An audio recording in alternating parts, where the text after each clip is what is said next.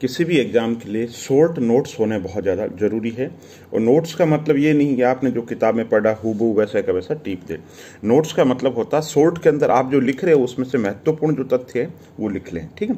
जैसे राजस्थान चित्रकला की बात करें तो राजस्थान चित्रकला के अंदर 5 पॉइंट बना लो कि साहब ये चित्रकला है, इसका प्रारंभिक जो उद्भव है कहाँ से हुआ, शासक कौन थे जिसने बढ़ावा दिया, किस रंग का प्रयोग हुआ है, किस चित्रकला शैली का इस पर प्रभाव है, प्रमुख कलाकार कौन से हैं, और अन्य जो महत्वपूर्ण विशेषता, जैसे मान लो कि नाथद्वारा है शैली है तो उसकी विशेषता है पिछवाई है ना, बनी ठनी जो शैली है उसकी सौंदर्य है, तो प्रमुख जो विशेषता है वो नोट्स कर लो। एक जैसा फ्रेमवर्क रखो, जैसे ये बीकानेर शैली है तो भी यही तरीका रखो, जोधपुर चित्रकला की शैली है तो भी यही तरीका रखो, ठीक। इसी तरीके से जैसे आप नोट्स बना रहे हैं रीको, राजसिको, आरएफसी, तो पहले लिखो किस वर्ष स्थापना हुई, प्रमुख कार्य क्या है इनके, ठीक है, इनकी योजनाएं कौन कौन सी है, इनसे संबंधित लेटेस्ट वर्तमान में अध्यक्ष कौन है या जब भी कोई करंट के अंदर योजना चलाई जा रही है।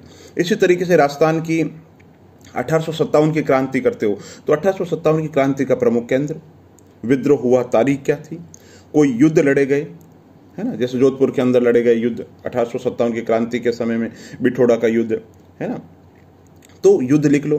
फिर प्रमुख शहीद कौन हुए, उस समय राजा कौन थे, और कोई घटना का महत्वपूर्ण प्रभाव हुआ तो वो लिख लीजिए।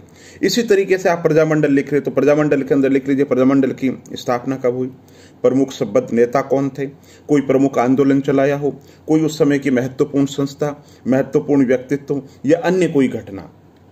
तो इस नोट्स के अंदर एक रूपता रखो। इस एक रूपता का फायदा ये होगा, एक तो आपको बार बार किताबें नहीं पढ़नी पड़ेगी, एक आपका जो दिमाग अवचेतन मन है वो फ्रेमिंग एक जैसी कर लेगा और याद रखने के अंदर बहुत ज़्यादा आसानी होगी। तो कहने का मतलब है नोट्स बहुत ही शॉर्ट में होने चाहिए और टू द पॉइंट होने चाहिए, क्योंकि परीक्षा के समय में आप किताब नहीं पढ़ पाओगे, इसलिए शॉर्ट नोट्स बहुत ज़रूर बनाएं।